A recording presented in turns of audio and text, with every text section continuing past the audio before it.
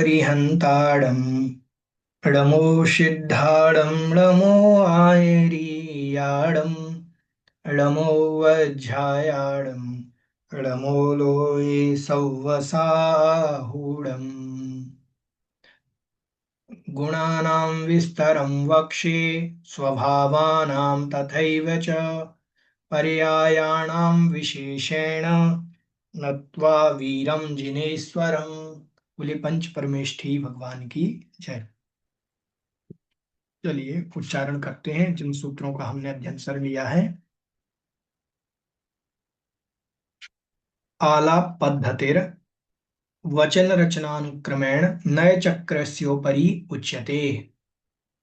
साचा किमर्थम द्रव्य लक्षण सिद्ध्यर्थम स्वभाव सिद्ध्यर्थं च द्रव्याणि कानि जीव पुद्गल धर्माधर्माकाश काल द्रव्याणि सद्द्रव्य लक्षणम उत्पाद व्यय द्रव्य युक्तम सत्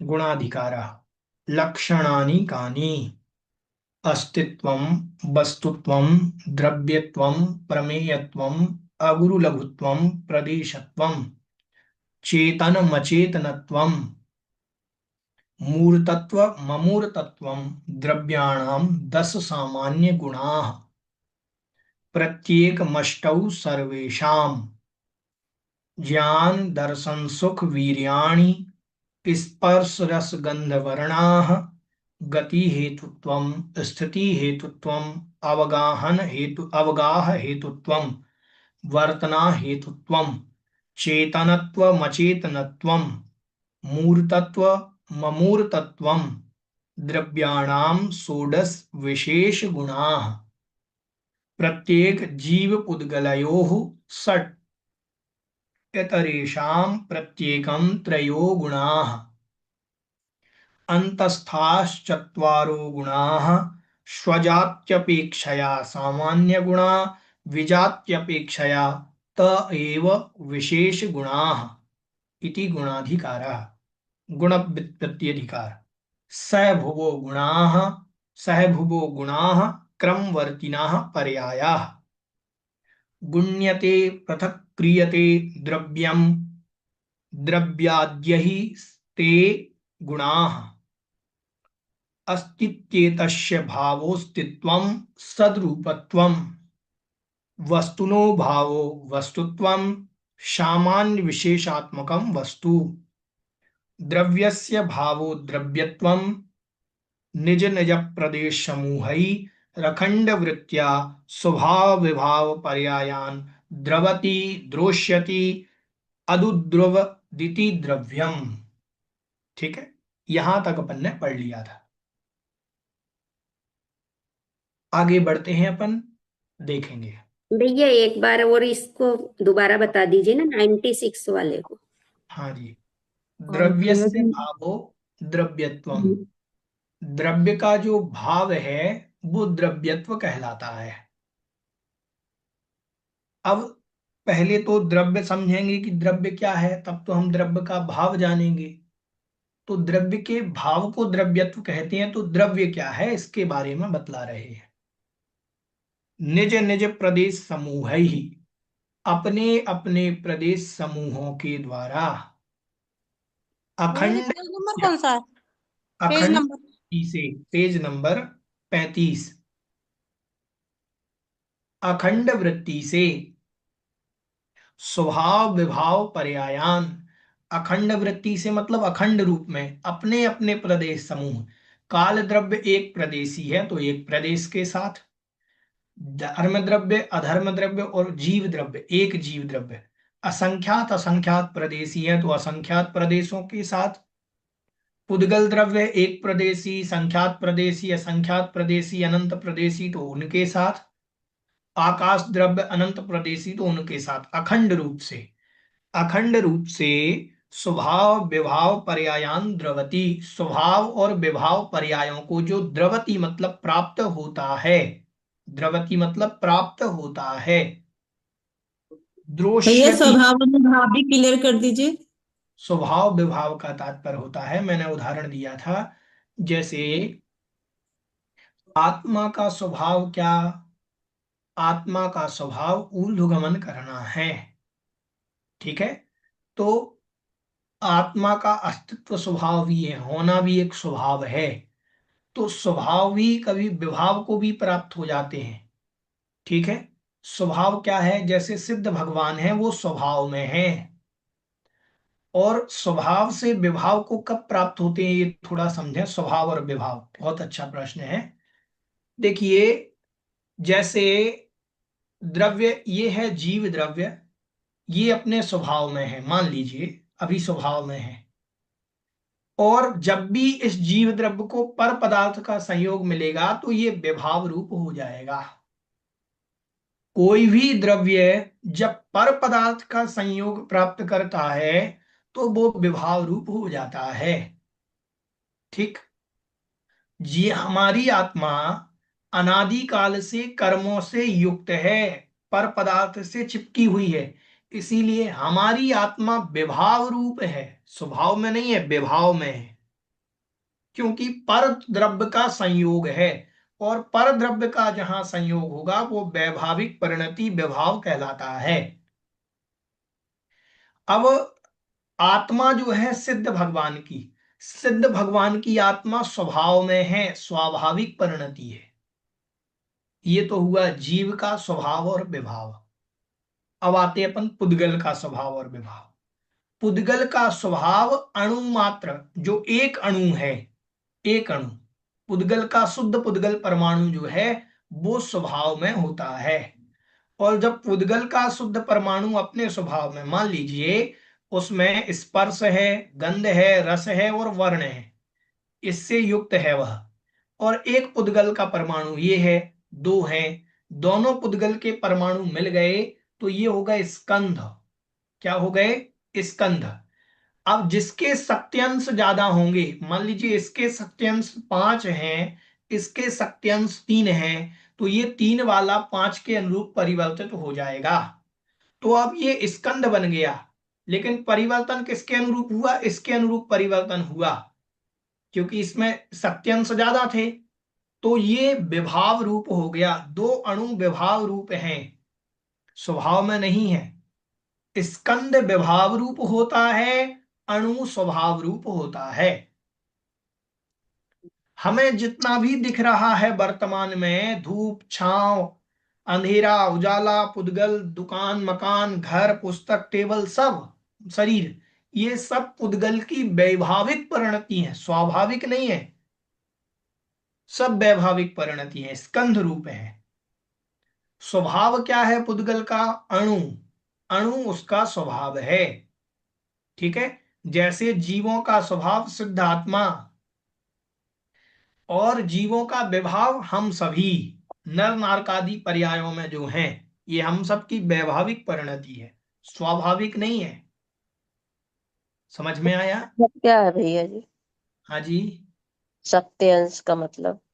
शक्ति अंश अपन 5वें अध्याय में पढ़ करके आए ना, कि रुक्ष परमाणु के 3 शक्ति अंश हों, स्निग्ध के रुक्ष परमाणु के 4 शक्ति अंश हों, रुक्ष के 2 हों, तो शक्ति अंश के मिलने पर ये छोटे कम शक्ति अंश वाले ज्यादा शक्ति अंश वाले के साथ हो जाते हैं, ठीक है।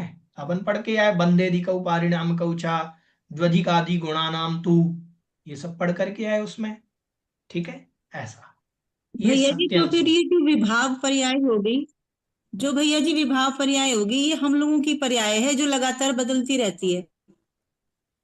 अभी बदलने से कोई लेना देना नहीं है, अपन को, अपन स्वभाव में नहीं है, अच्छा। बस इस बात का ध्यान रखें। बदलने की अपन चर्चा बाद में करेंगे, अच्छा, स्वभाव व्यंजन पर्याय आदि में। अपन सिर्फ यहाँ ये समझें ठीक कि है। स्वभाव का मतलब क्या, विभाव का मतलब क्या।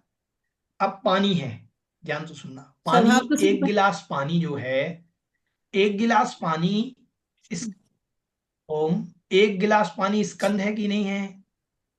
स्कंद है, क्योंकि अणुरूप तो है नहीं वो, स्कंद है। तो वो पानी की वैभाविक परिणति है। पानी की कौन सी परिणति? आवाज आ रही है स्पष्ट? हाँ जी भैया।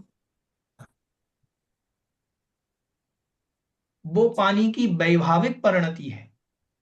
अब वो अखंड रूप से रह रहा है, पानी की नहीं रह रहा है, अखंड रूप से रह रहा है। हम पानी के थोड़े से हिस्से को गर्म करना चाहें तो पूरा पानी गर्म होगा कि थोड़ा सा हिस्सा गर्म होगा?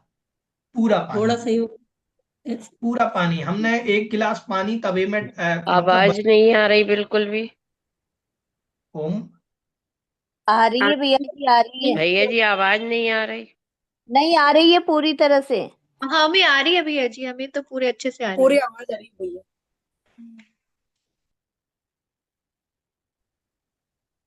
जिनको नहीं पढ़ना डिस्टर्ब करते हैं।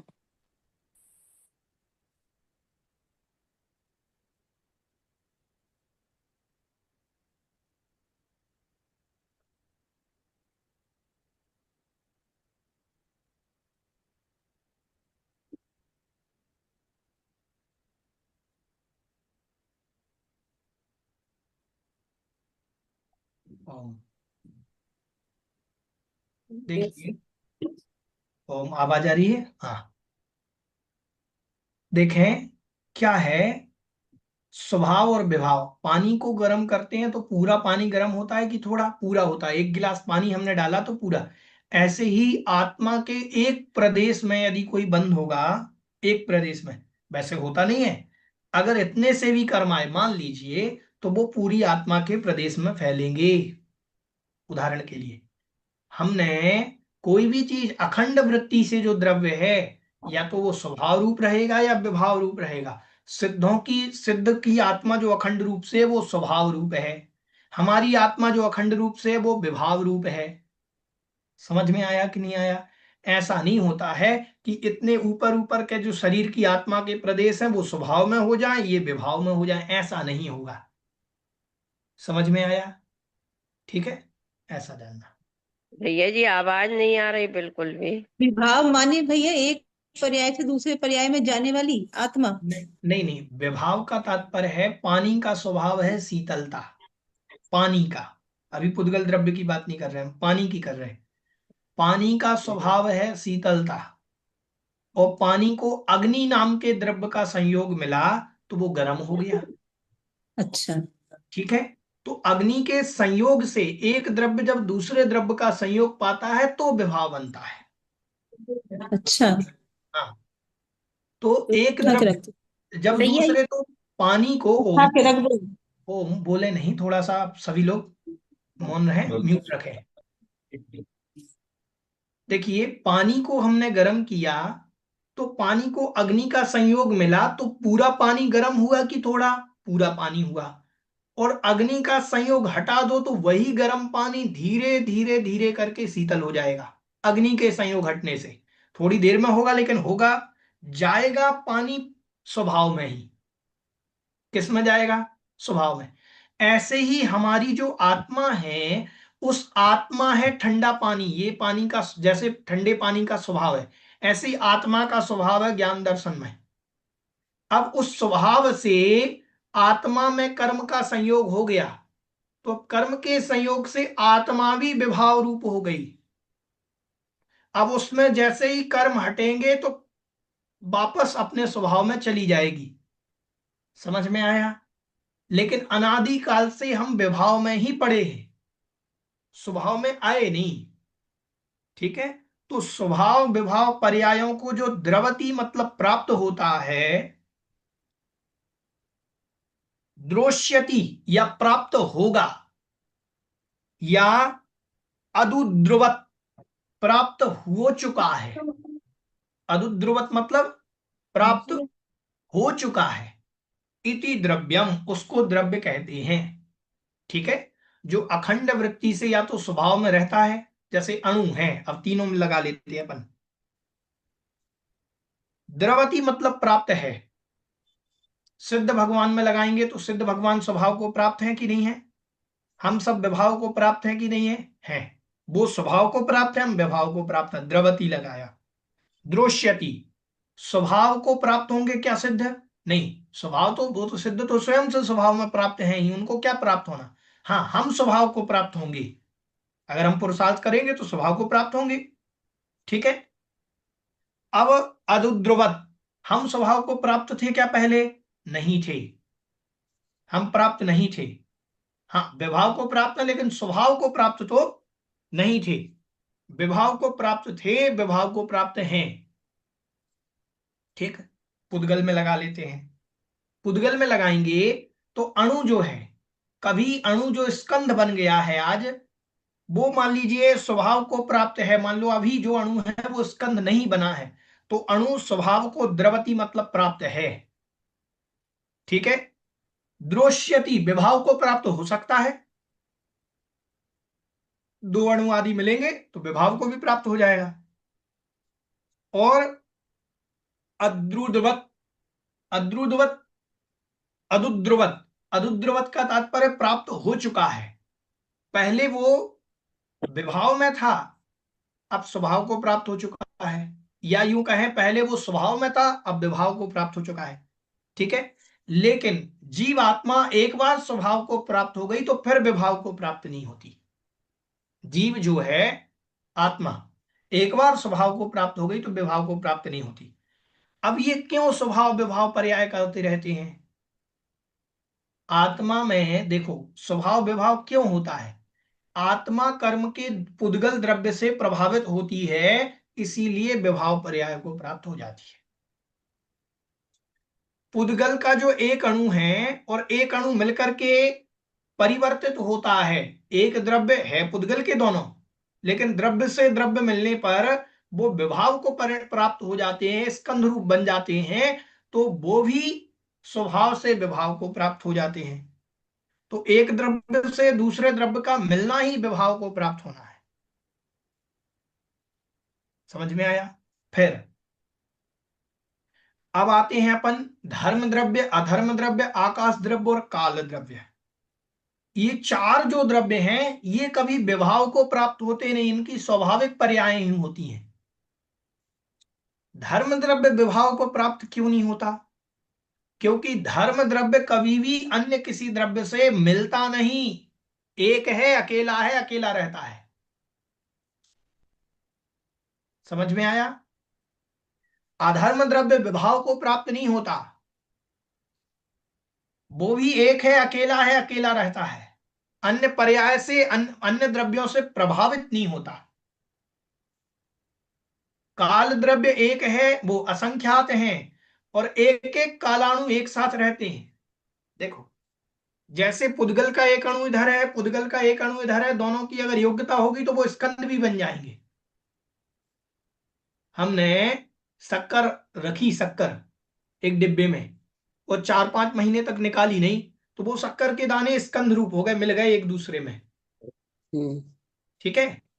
ऐसे ही कालाणु है, और मान लीजिए हमने वहां शक्कर की जगह मान लीजिए अपन ने कांच के टुकड़े रख दिए थे, कांच के छोटे छोटे जो टुकड़े आते वो रख दिए, और 6 महीने बाद निकालेंगे तो क्या वो चिपक जाएंगे? वो नहीं चिपकेंगे, वो अलग अलग रहेंगे, एक साथ रहते हुए भी उनमें योग्यता नहीं है। ऐसे ही कालाणु में बंध की योग्यता नहीं, कालाणु चिपक करके पूरे तीनों लोकों में भरे हैं असंख्यात, फिर भी बंध की योग्यता नहीं होने से वो बंध को विभाव को प्राप्त नहीं होते। तो चार आकाश द्रव्य भी किसी द्रव्य से प्रभावित नहीं होता, इसीलिए वो भी विभाव को प्राप्त नहीं होता। मात्र दो ऐसे द्रव्य हैं जो विभाव को प्राप्त होते हैं, वो है पुद्गल द्रव्य और जीव द्रव्य। समझ में आया? ठीक है। अगर हम दूसरों से प्रभावित होते हैं मतलब विभाव को प्राप्त है, सीधी बात है। और अन्य चार द्रव्य जो हैं वो किसी से प्रभावित नहीं होते। एकाग्रता से पूरे विषय को सुनिएगा, अन्य कोई भी द्रव्य प्रभावित नहीं होते। काल के आचार्य श्री कहते हैं कालाणु सबसे अच्छा लगता है, किसी से प्रभावित नहीं होता। आचार्य श्री कहते हैं मैं कालाणु बहुत प्रिय है, किसी से प्रभावित नहीं होता।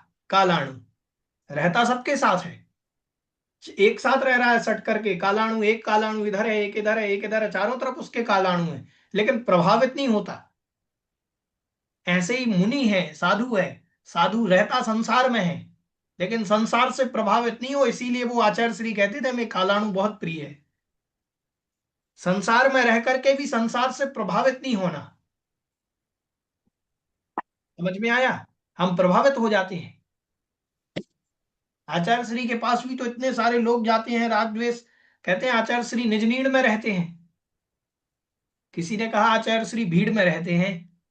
भीड़ में, भीड़ समझते हैं कितनी भीड़ होती थी आचार्य श्री? तो आचार्य श्री भीड़ में नहीं, नीड़ में रहते हैं, वो उस भीड़ में भी अकेले हैं। हम ट्रेन में जाते हैं तो मम्मी को क्या चिंता होती है कि बेटा अकेला जा रहा है, उतने दूर तक जाएगा, कैसे जाएगा? अरे अकेले कैसे जा रहे हैं, इतने सारे लोग तो जा रहे हैं ट्रेन में, बताओ कमी होती है? ठूस ठूस करके तो भरी जाती ट्रेन है, कहाँ अकेला जा रहा है, इतने सारे लोग जा रहे हैं। वो किसी से प्रभावित नहीं है इसीलिए अकेला है। ट्रेन में इतने सारे लोग होने के बावजूद भी अकेला है। वहां कहाँ अकेला जा रहा है, इतने सारे लोग जा रहे हैं वहां तक, अकेला कहाँ है? अकेला नहीं है, लेकिन फिर भी प्रभावित नहीं होना। पर से प्रभावित होंगे तो विभाव में जाएंगे। ठीक है, और हम सब विभाव में है अभी। समझ में आया? हाँ रानू जी, आपका कोई प्रश्न है? जय जिनेन्द्र भैया जी, मैं इसे पूछ रही थी कि ये आप कह रहे हैं कि एक अणु स्कंद बनाने की योग्यता रखता है, तो पर एक अणु का तो बंध ही नहीं होता किसी से, तो फिर वो तो हमेशा स्वभाव में ही रहेगा ना। अरे आप लोग गलत समझे हैं, देखो कितना समझाया था। एक अणु से एक अणु बंध सकता है, लेकिन एक अणु में जो शक्तियांश हैं, उन शक्तियांश में दो का डिफरेंस होना चाहिए। शक्ति अंश अलग है और प्रदेश अलग है, ऐसा? हाँ जी, ओके ठीक है एक भैया अणु जी। से एक अणु का बंध हो सकता है, लेकिन दोनों में शक्तियांश का डिफरेंस होना चाहिए। शक्ति अंश, एक्चुअली मैं वही कंफ्यूज हो रही थी कि शक्ति अंश और प्रदेश एक ही बात है कि अलग अलग बात है? हाँ, लड़के और लड़की का विवाह हो सकता है, लेकिन गुण मिलने चाहिए। 36-25 का आंकड़ा होना चाहिए, या जो भी बनाते हो आप लोग, हमें नहीं मालूम। तो जो भी आंकड़े बनते हो उतना आंकड़ा होना चाहिए। अब एक के गुण तो 2 मिल रहे हैं, एक के 36 मिल रहे हैं, जो भी हो रहा है, तो वो फिर उनको बंध नहीं होगा, संबंध नहीं होगा। ठीक है, ऐसे आप समझ लीजिए। तो सत्यांश मतलब गुण, आ गया होगा। ठीक है, चलिए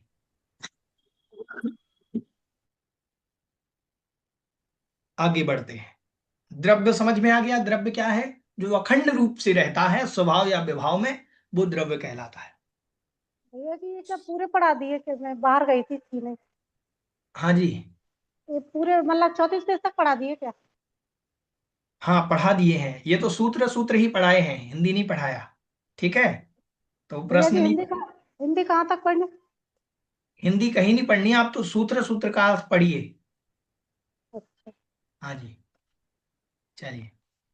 भैया जी जय जिनेन्द्र।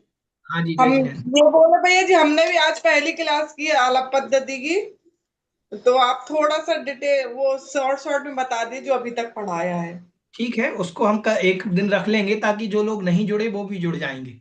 अभी एक दिन रिवीजन का ही रख लेंगे पूरा। ठीक है, जी भैया। ऐसा अभी नहीं रखेंगे कि अभी फिर कोई कहेगा कि हम आज जुड़ नहीं पाए थे और रिवीजन हो गया। तो हम एक दिन डाल देंगे ग्रुप में, तो फिर उस कल ही डाल देंगे, कल कर लेते हैं रिवीजन फिर, है ना? जी भैया जरूर भाई, थैंक हाँ, जय कल जय। कर लेंगे। तो कल सब लोग जुड़ जाएं, जो आज तक नहीं जुड़े हैं उनको भी बोल देना कि जुड़ जाना, क्योंकि आगे जो विषय चलेगा वो पहले से जुड़ा हुआ होगा। देखो, आलाप पद्धति में आपको विषय तब समझ में आएगा जब पहले का आप पढ़े हुए होंगे। तो समझ में आया? आलाप पद्धति क्रम से चल रही है और वो एक एक सूत्र पहले वाले सूत्रों से जुड़े हुए हैं। अब देखो यहाँ पर जो हमारे सर ने यहाँ विभाजन किया है, अब यहाँ पर आए 97 नंबर सूत्र, 92, 93, 94, 95, 96, 97। अब सूत्र तो वहां पर जो मूल ग्रंथ में है उनका क्रम तो 97 नंबर पर है, लेकिन उन्होंने गुणाधिकार के बाद गुण व्युत्पत्ति अधिकार रखा ताकि हमें समझ में सही से आए। तो ये व्यवस्थित किया गया है इनको, तो थोड़ा सा समझना बहुत जरूरी है।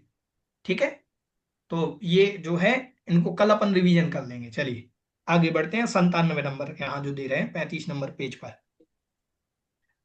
उच्चारण देखेंगे। सद्द्रव्य लक्षणम सीदति स्वकीयान गुण पर्यायान व्याप्तनोति ति। व्याप्तनोति ति, ठीक है, व्याप्तनोति ति सत उत्पाद व्यय द्रव्य युक्तम सत। सद्द्रव्य लक्षणम सीदति स्वकीयान गुण पर्यायान व्याप्नोति ति सत उत्पाद व्यय द्रव्य युक्तम सत। ठीक है, देखें अब यहां गुण व्युत्पत्ति अधिकार में एक सत द्रव्य लक्षणम, यहां सत शब्द दिया ही नहीं है, अस्तित्व के अर्थ में दिया है, ठीक है, उसी को ले लेते हैं। अस्तित्व की परिभाषा दे दी इन्होंने, द्रव्य की दे दी, प्रमेयत्व देना था, अब सत क्यों दिया है? ठीक है, अपन पढ़ लेते हैं। सत द्रव्य लक्षणम, सत ये अपन पढ़ करके आ चुके हैं पहले भी। सत द्रव्य का लक्षण है। सत मतलब होना, वस्तु है, जो है वही द्रव्य का लक्षण है, जो है वह द्रव्य है। ठीक है, सीदति स्वकीयान गुण पर्यायान व्याप्नोति इति सत। सीदति, सीदति मतलब ठहरता है। सीदति का तात्पर्य क्या होता है? ठहरता है। ये अर्थ आपके किताब में नहीं लिखे हैं, तो आप सीदति शब्द का अर्थ है ठहरता है, रुकता है ना।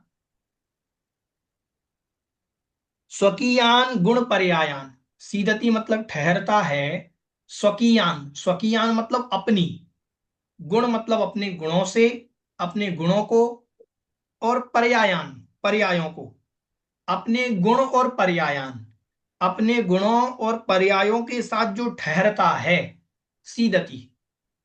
ठीक है, जो अपने गुण और पर्यायों के साथ ठहरता है, रहता है, रुकता है, ऐसा अर्थ हुआ। सीदति गुण पर्यायान, स्वकीयान गुण पर्यायान।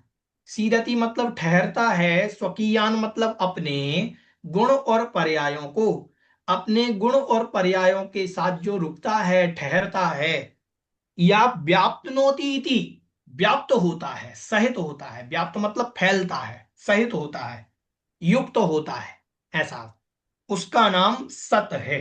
ठीक है, ये सत की परिभाषाएं दे रहे हैं सब। उत्पाद व्यय द्रव्य युक्तम सत, या यूं कहें कि उत्पाद व्यय और द्रव्य से जो युक्त है वो सत है। ठीक है, ऐसा। भैया व्याप्नोति का एक बार और बताइए। व्याप्तनोति मतलब व्याप्त होता है, युक्त होता है, सहित होता है। ठीक है,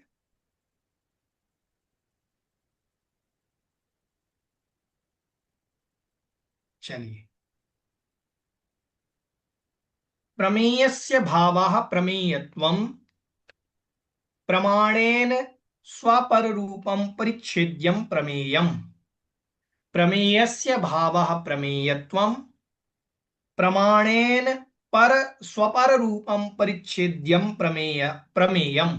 बोले 3 बार। प्रमेयस्य भावः प्रमेयत्वं प्रमाणेन स्वपर रूपम परिच्छेद्यम प्रमेयम्। प्रमेयस्य भावः प्रमेयत्वं प्रमाणेन स्वपर रूपम परिच्छेद्यम प्रमेयम्। देखें अर्थ। अब एक प्रमेय नाम का गुण आया था, प्रमेय, प्रमेयत्व आया था। अब प्रमेयत्व क्या है तो उसको बतला रहे हैं। प्रमेयस्य भावः प्रमेयत्वम्, ये तो सामान्य हुआ, जिसमें प्रमेय का भाव है वो प्रमेयत्व है। अब प्रमेय क्या है ये हमें नहीं मालूम, तो प्रमेय की परिभाषा समझें।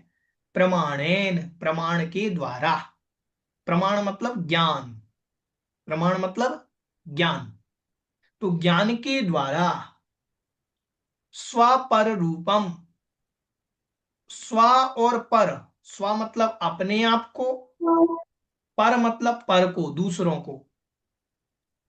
ठीक है, स्व और पर को परिच्छेद्यम, परिच्छेद्यम मतलब विषय बन जाता है, स्व और पर का विषय बन जाता है जो, उसको प्रमेय कहते हैं। ज्ञान के द्वारा जो स्व और पर का विषय बन जाता है उसको प्रमेय कहते हैं। अब देखें ज्ञान के द्वारा स्व और पर का विषय। ज्ञान है, ज्ञान हमारी आत्मा, आत्मा में ज्ञान है कि नहीं है? और इसमें आप तीन चीजें लिख लीजिएगा, थोड़ा सा लिखें। पहले लिखें प्रमाण, प्रमाण के सामने डैश लगा करके लिखें ज्ञान।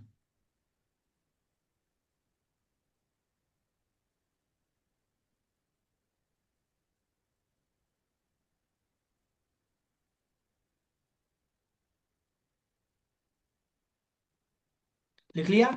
फिर लिखें प्रमेय, प्रमेय के सामने डैश लगा करके लिखें गेय, ज्ञान गेय, ज्ञान लिखा जैसे वैसे लिखना गेय, ठीक है? फिर लिखें प्रमाता, प्रमाता, ठीक है?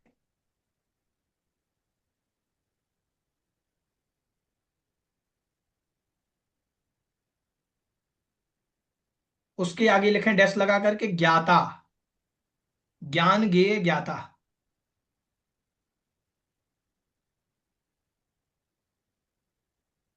भैया हाँ जी। जी चीज वापस लीजिए। ज्ञान के सामने लिखें, वो प्रमाण के सामने लिखें ज्ञान, प्रमेय के सामने लिखें गेय, और प्रमाण प्रमेय प्रमाता, प्रमाता लिखें, प्रमाता के सामने लिखें ज्ञाता।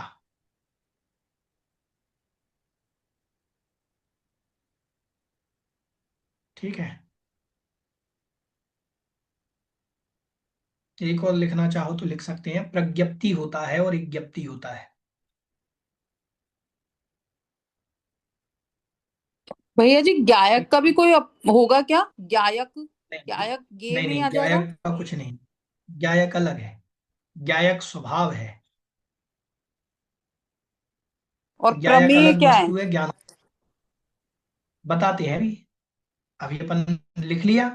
अब देखें, देखें हमने लिखवाया आपको ज्ञान के सामने वो, प्रमाण के सामने ज्ञान, ये दोनों एक चीज है। आप प्रमाण कहो ओम, ज्ञान कहो,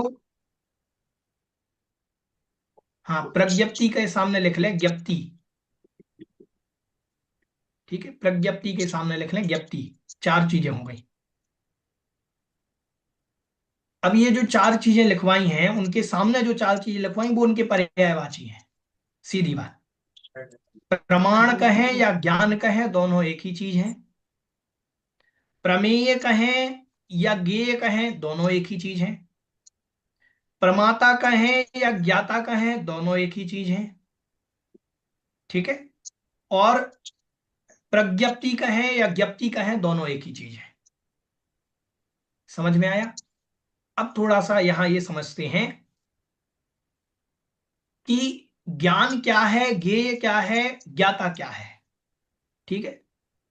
आप लोग छैढाला में पढ़ करके आए, जहां ज्ञान ज्ञेय विकल्प बच भेदन तहां, जहां ज्ञान का ज्ञेय का विकल्प नहीं रह जाता है, ठीक है? म्यूट रखें थोड़ा, सभी लोग, कहां से आवाज आ रही है?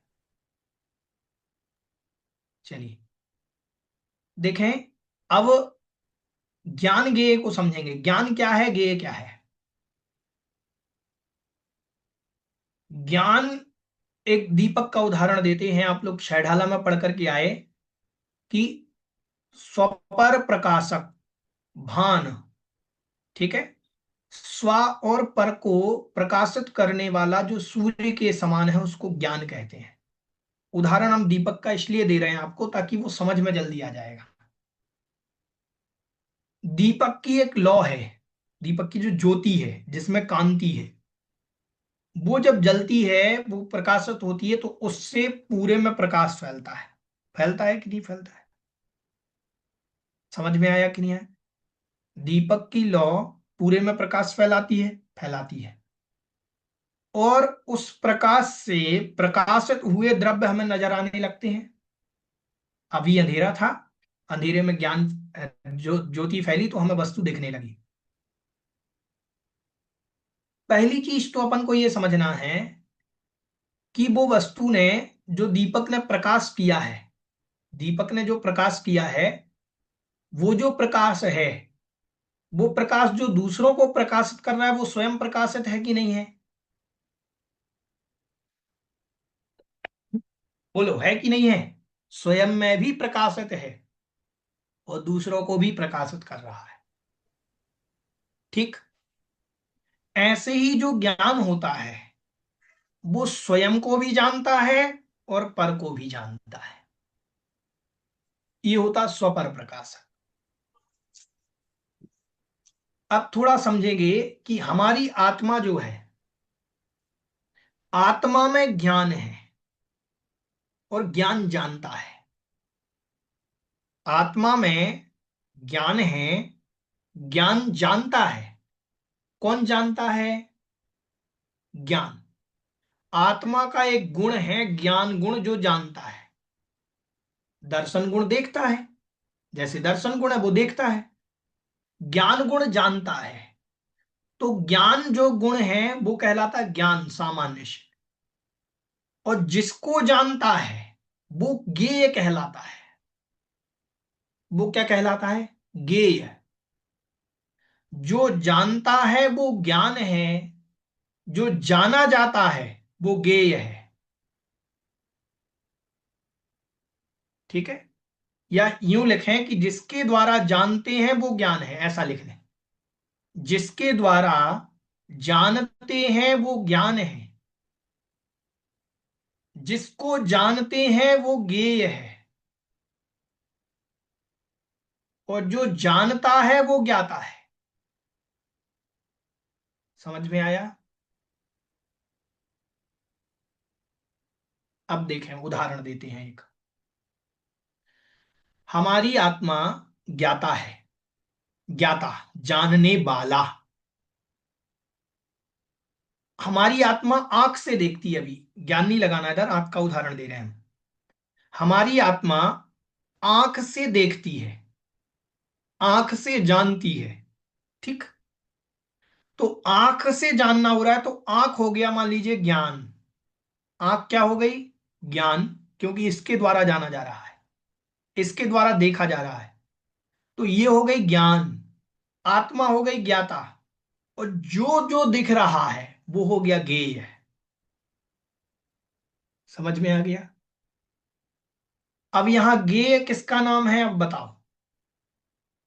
जो प्रमाणेन मतलब ज्ञान के द्वारा, प्रमाणेन मतलब ज्ञान के द्वारा स्वपर रूपम परिच्छेद्यम, स्वपर रूप का विषय हो जाता है, उसको प्रमेय कहते हैं। ज्ञान गुण के द्वारा जो स्वयं को भी जान ले और पर को भी जान ले, जो जाना जा रहा है वो ज्ञेय कहलाता है, वो प्रमेय कहलाता है। अब देखो, ये पेन है, अगर इसमें प्रमेयत्व गुण नहीं होता तो हम इसको जान नहीं सकते। ज्ञाता मैं हूं, ज्ञान मुझ में है, मैं जानने वाला हूं, लेकिन अगर इसमें ज्ञेय का गुण नहीं होता, प्रमेय का गुण नहीं होता, तो मैं जान नहीं सकता। किसमें गुण है प्रमेय का? इसमें। हमारी आत्मा में है क्या प्रमेय का गुण? हाँ, हमारी आत्मा में भी, हम स्वयं को भी जानते हैं। हमारा स्वयं का ज्ञान स्वयं को जानता है। नहीं आया समझ में? कठिन हो रहा है विषय? हमारा ज्ञान जैसे दीपक की लौ दूसरे को प्रकाशित तो करती ही है, स्वयं को भी प्रकाश में रखती है, ऐसे ही आत्मा में ज्ञान तो है। थोड़ा समझ लें, ज्ञान गुण मात्र तीन चीजें जो हमने लिखवाई हैं आपको, ज्ञान, ज्ञेय और ज्ञाता, ये चीजें समझें। ठीक है, प्रमाण, प्रमेय, प्रमाता। तो ज्ञान मात्र आत्मा में होता है, अन्य किसी द्रव्य में नहीं। ठीक, ज्ञान किस में होता है? मात्र आत्मा में, अन्य किसी द्रव्य में नहीं होता। ज्ञेय सभी द्रव्यों में होता है। ज्ञेय किन किन द्रव्यों में है ज्ञेय गुण? सभी द्रव्यों में। प्रमेय गुण किन किन द्रव्य में? जीव में भी है, पुद्गल में भी है, धर्म में भी, अधर्म में भी, आकाश में भी, काल में भी। सभी द्रव्यों में प्रमेय गेय गुण है। और ज्ञाता गुण या ज्ञाता प्रमाता गुण, गुण ज्ञाता गुण सिर्फ हम में है। जीव में होगा। क्यों होगा? हम्म, क्योंकि ज्ञान उसी में होता है बस। समझ में आया? हम्म, ज्ञप्ति का मतलब होता है ज्ञान का फल। वो अपन उसकी चर्चा बाद में करेंगे। ठीक है, ज्ञान का फल होता है ज्ञप्ति, प्रज्ञप्ति उसको कहते हैं, ज्ञान का फल। उसकी चर्चा यहां नहीं करना क्योंकि अभी प्रासंगिक नहीं है। ठीक है, समझ में आया कि नहीं आया? तो आपको ये क्या समझ, इसमें ये समझ में आया हो कि प्रमेय गुण सभी द्रव्यों में होता है, लेकिन प्रमाण सभी द्रव्यों में नहीं होता। समझ में आया कि नहीं आया?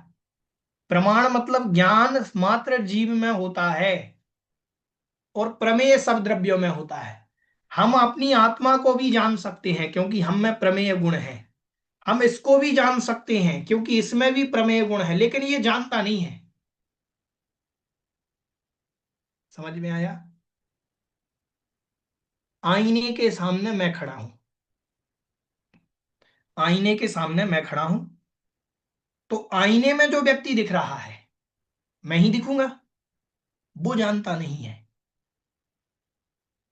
उसमें गेय गुण है, वो जानता नहीं है, लेकिन जानने वाला मैं हूं क्योंकि मैं जीव हूं। उसमें गेय गुण है, इसीलिए उसको जाना जा रहा है। यदि उसमें गुण नहीं होता तो आप नहीं जान सकते। समझना? अपन को अहंकार हो जाता ना कि हमने ये पूरी आलाप पद्धति याद कर ली, हमने तत्वाल सूत्र सर्वाल सिद्धि याद कर ली। ये ग्रंथ कहेगा कि अगर मुझ में गेय गुण नहीं होता तो मुझे कैसे याद करते। इसमें गेय गुण है इसीलिए मैं जान रहा हूं। अहंकार किसका आया? नहीं आएगा।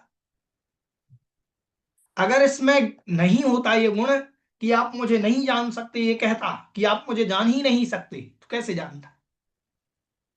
जैसे आत्मा है, आत्मा कहती तुम मुझे देख ही नहीं सकते।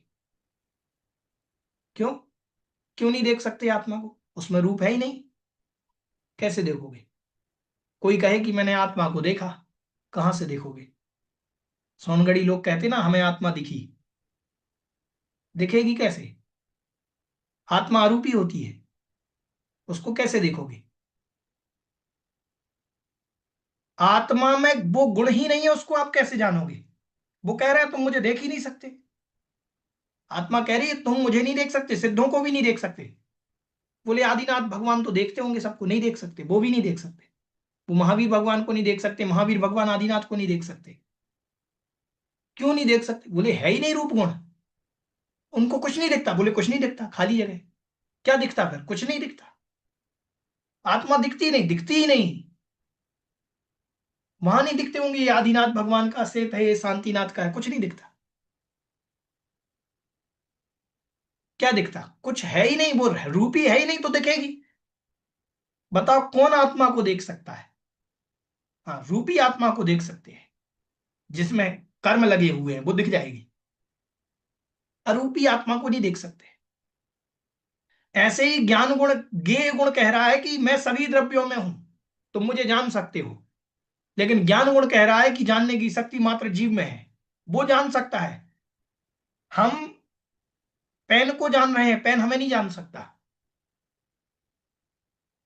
हम अपने आप को भी जान सकते हैं, पेन को भी जान सकते हैं, क्योंकि हम में भी गेय गुण है, इसमें भी गेय गुण है, दोनों में है। इसीलिए हमारा जो ज्ञान है वो इसको भी जान सकता है, इसको भी जान सकता है। लेकिन इसमें ज्ञान गुण नहीं है, ये हमें नहीं जान सकता। समझ में आया?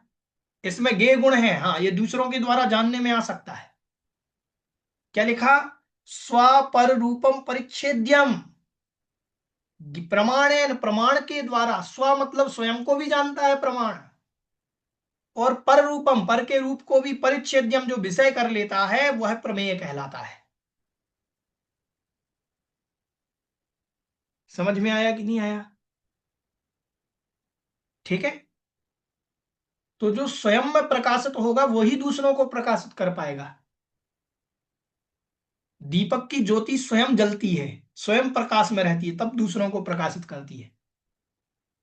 और अपने पास स्वयं में ज्ञान नहीं है, हम दूसरों को ज्ञान दें तो वो ज्ञान कोई कार्यकारी नहीं होगा। स्वयं आत्मा शुद्ध नहीं है, हम दूसरों को शुद्ध कह रहे हैं, स्वयं में शुद्ध नहीं है, हम दूसरों को शुद्ध बनाने का उपदेश दे रहे हैं, शुद्ध हम बुद्ध हम, स्वयं में कहाँ शुद्ध हुए।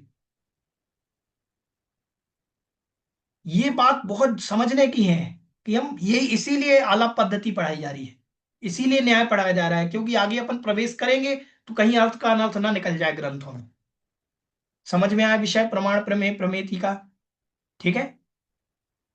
तो एक ये मतलब प्रमेय नाम का एक गुण होता है जो सभी द्रव्यों में होता है। वो कहता है कि आप मुझे जान सकते हैं।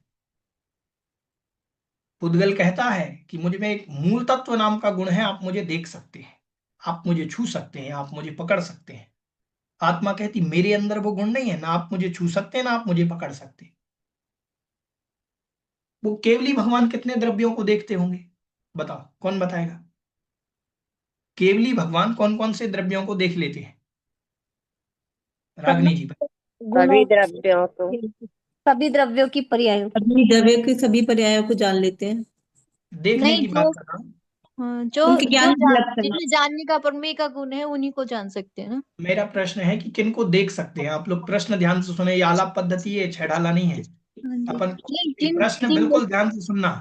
आलाप जिन वस्तुओं पद्धति में प्रमेय गुण है उनको जान सकते हैं। भैया हमने जो जानने का पूछा ही नहीं, हमने पूछा देख सकते हैं।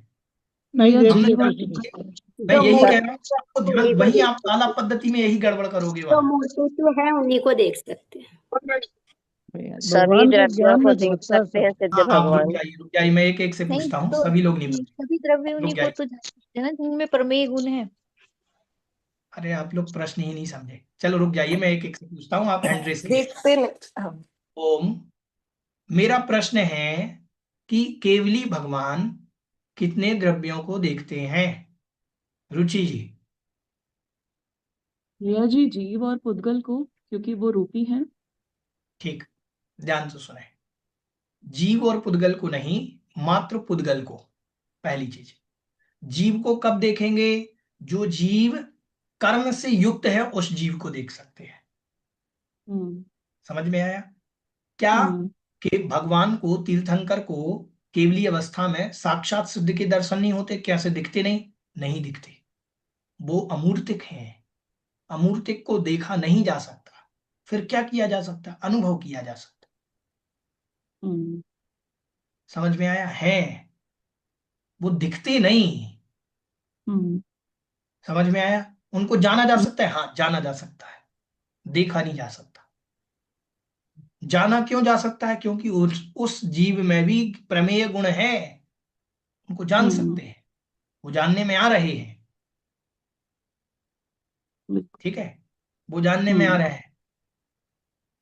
ठीक है, मुझे तो अभी आलाप पद्धति पढ़ाते पढ़ाते पूज्य सुधा सागर जी महाराज जी की याद आ गई, क्योंकि अभी मैंने तो कभी महाराज जी से पढ़ी नहीं, लेकिन मैं ये कह रहा हूं कि सुधा सागर महाराज जी अगर आलाप पद्धति पढ़ाएंगे तो आप ये समझ लो कि ऐसा पढ़ोगे आपकी, आप घूम जाओगे, इतने खतरनाक महाराज पढ़ा देंगे इसको। उनका जो तार्किक शक्ति है, वो ऐसे प्रश्न बना लेंगे इसी से, वो घुमा देते हैं। महाराज जी का जो कभी अपन को अवसर मिलेगा तो महाराज जी से निवेदन करेंगे कि आलाप पद्धति एक बार आप पढ़ाइए। तो मुझे अभी स्मरण में आया, क्योंकि महाराज जी ऐसे ही प्रश्न करते हैं। हम लोग समय साल जी में पढ़ने जाते थे, तो जब महाराज जी प्रश्न पूछते थे वो ऐसे पूछते थे कि हम लोग कहीं अर्थ ही नहीं निकाल पाते, कहाँ से क्या प्रश्न आता है। ठीक है, तो ये समझ में आया। जिसमें देखने का जो रूपी है ही नहीं उसको कैसे देखा जाएगा? जिसमें ज्ञान नहीं है, वो ज्ञान में, जिसमें ज्ञेय गुण है उसको जाना तो जा सकता है, वो जान नहीं सकता। तो ये प्रमेय का भाव समझ में आया। प्रमेय क्या है? दूसरों को जनवाने की शक्ति। इसमें ऐसी शक्ति है कि आप मुझे जान सकते हैं। समझ में आया कि नहीं आया? इसमें क्या शक्ति है? इसमें ऐसी शक्ति है कि आप इसको जान सकते हैं। ये कह रहा है कि आप मुझे जान सकते हैं, लेकिन मैं आपको नहीं जान सकता, क्योंकि मुझ में ज्ञान गुण नहीं है। पुद्गल क्या कह रहा है? आप मुझे जान सकते हैं लेकिन मैं आपको नहीं जान सकता। सभी द्रव्य कह रहे हैं जीव को छोड़ करके कि आप मुझे जान सकते हैं, मैं तुम्हें नहीं जान सकता। क्यों जान सकते हो? क्योंकि मुझ में गेय गुण है, मुझ में प्रमेय गुण है। प्रमेय गुण के कारण आप मुझे जान सकते हैं। अगर ये नहीं होता तो आप मुझे जान भी नहीं पाते कि मैं हूं कि नहीं हूं। समझ में आया कि नहीं आया?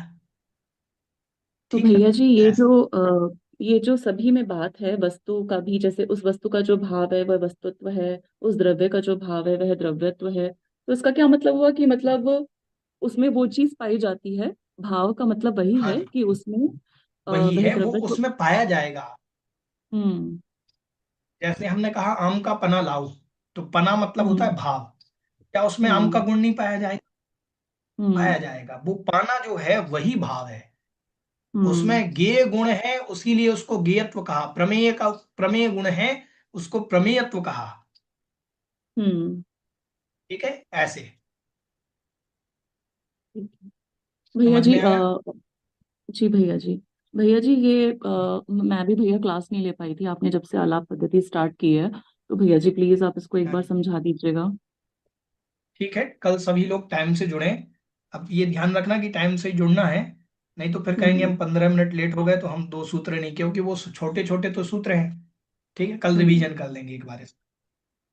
ठीक है भैया जी। ठीक है, चलिए। शारदा जी, आपकी कोई जिज्ञासा है? भैया जी मेरे को ना दो चीजें पूछनी थी। एक तो वस्तुत्व गुण का जो सामान्य और विशेष गुण होते हैं ना वस्तुत्व में, वो नहीं हाँ जी। समझ में आ रहा बिल्कुल भी। और एक है कि एक क्वेश्चन आया था भैया जी पिछले साल कि विग्रह गति और अनुश्रेणी गति को विस्तार से समझाइए, तो इसमें क्या लिखना है भाई, ये बता दीजिए दोनों चीजें। अनुश्रेणी गति और विग्रह गति सर्वांग सिद्धि में दी हुई है, तो उनको आप देख सकते हैं। अनुश्रेणी गति ही नाम से ही एक सूत्र दिया है। ठीक है। और विग्रहवती या संसारिणः प्राक चतुर्भ्या भी दिया है एक सूत्र, उसको भी आप देख सकते हैं। अविग्रह जीवस से एक सूत्र दिया है, तो उसको भी आप देख सकते हैं। ये तीन सूत्रों को देख लीजिए और तीनों का विस्तार वहां लिख दीजिए, तो वो सूत्र का अर्थ हो जाएगा। ठीक है। ठीक है। और वस्तुत्व गुण में जो सामान्य विशेष गुण आते हैं, ये वस्तुत्व गुण की हाँ जी। परिभाषा नहीं समझ में आ रही भैया जी। हाँ, कल अपन इसको एक बार देखेंगे तो हम बताएंगे कि सामान्य क्या है, विशेष क्या है। कल हम वैसे बताया था हमने कि सामान्य वो होता है जो सब में पाया जाए, विशेष वो होता है जो मुझ में ही पाया जाए। ठीक है। ठीक है। ये तो परिभाषा तो जय वो जिनेन्द्र भैया जी। विशेष है कह। वस्तुत्व गुण में जय क्या जिनेन्द्र भैया जी। समझ में आ रहा। हाँ, एक एक जन बोले। तत्वार्थ सूत्र के 5वें अध्याय में प्रचय शब्द आया है, प्रदेश प्रचय। तो ये प्रचय क्या कहलाता है भैया जी? हाँ, प्रचय मतलब समूह। ठीक है भैया जी। समूह। हाँ जी। ठीक है।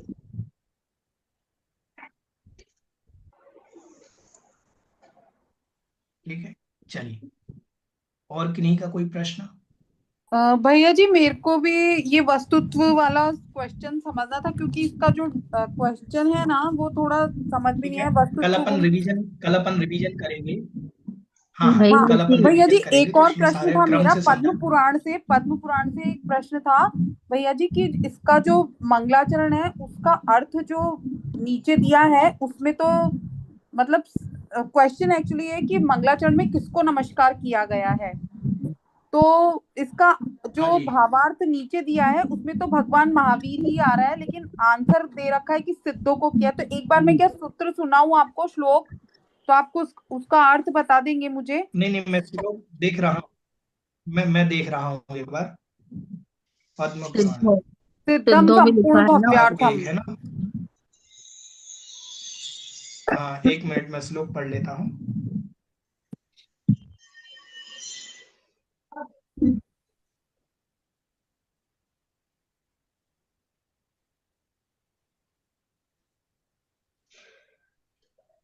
सिद्धम संपूर्ण भव्यार्थम सिद्धेः कारणम उत्तमम। सिद्धम मतलब सिद्ध को। ठीक है। हाँ। संपूर्ण भव्यार्थम सभी भव्य जीवों के लिए। ठीक है। सिद्धेः कारणम उत्तमम, सिद्धि के जो कारण हैं, उत्तमम मतलब उत्तम कारण है, जो भव्यों के लिए, संपूर्ण भव्य जीवों की सिद्धि के जो कारण है और उत्तम कारण है, ऐसे उन सिद्ध भगवान को, ठीक है, हाँ प्रशस्त दर्शन ज्ञानो, प्रशस्त मतलब उत्कृष्ट, समीचीन, सही, दर्शन ज्ञान, दर्शन सम्यक दर्शन, ज्ञान मतलब ज्ञान, चारित्र मतलब चारित्र, प्रतिपादिनम प्रतिपादक को, ठीक है, जो हाँ सम्यक दर्शन सम्यक ज्ञान सम्यक चारित्र के प्रतिपादक हैं, ऐसे उन सिद्ध को जो संपूर्ण सिद्ध संपूर्ण भव्य जीवों के सिद्धि के उत्तम कारण हैं। ठीक है, ये अभी तो इतना अर्थ हुआ, आगे देखते हैं। सुरेंद्र मुकुटाश्लिष्ट पाद पद्मांशु केशरम, सुरेंद्र, सुरेंद्र मतलब देवताओं के इंद्रों के मुकुट से जो आश्लिष्ट मतलब सहित हैं, युक्त हैं, पाद पद्मांशु केसरम, पाद पद्मांशु मतलब जिनके चरण कमल की केसर, जिनके चरण कमलों की केसर से जिनके कमल जो हैं युक्त हैं, प्रणमामि नमस्कार करता हूं, महावीरम महावीर को, लोकत्रय मंगलम जो तीनों लोकों का मंगल करने वाले हैं। ठीक है, हाँ भैया जी। इसमें यहाँ पर महावीरम, महावीर के कई निकाले जा सकते हैं, लेकिन पहली लाइन में तो सिद्धों का वर्णन है। ठीक है, हाँ ठीक है, सिद्धों को भी नमस्कार है और महावीर क्योंकि को है भी ना नमस्कार भैया है। जी, जो विकल्प है ना उसमें सिद्ध परमेष्टि भी दे रखा है और महावीर पद्म पुराण के मंगलाचरण में सर्वप्रथम किसे नमस्कार किया गया है, तो सिद्ध भी है और महावीर भी है, तो क्या आंसर सही लगेगा? प्रथम तो सिद्ध परमेष्टि मैं देखता हूँ, एक बार रुकिए, 1 मिनट रुके। भैया जी, जो पीडीएफ में पढ़ा है उसमें 24 तीर्थंकरों को भी कहा गया है नमस्कार करने के लिए। ठीक है, देखो हमने कहा अनेक अर्थ निकाले जा सकते हैं, वहां सिद्धम प्रणमामि भी बन सकता है, महावीरम प्रणमामि भी बन सकता है संस्कृत के अनुसार। ठीक है, तो अगर दोनों ऑप्शन आते हैं तो आप दोनों में से कोई भी करेंगे, सही मानना चाहिए, उस पर आप ऑब्जेक्शन कर सकते हैं, कोई आपत्ति नहीं। ठीक है, हमें थोड़ी पता चलेगा कि उन्होंने हमारा समझ क्या में किया। आया? हाँ, मतलब तो वो हमें तो आप कैसे हिंदी पता में चलेगा देखिए, उन्होंने हमें इस पे नंबर हिंदी के किए? अनुसार तो महावीर भगवान को अपन को लगाना। ठीक है, हाँ, इसमें जो ग्रंथ में जो हिंदी किया है ना उसमें महावीर भगवान ही हाँ, लिया है। उसके अनुसार अपन को महावीर स्वामी ही लगाना चाहिए। हाँ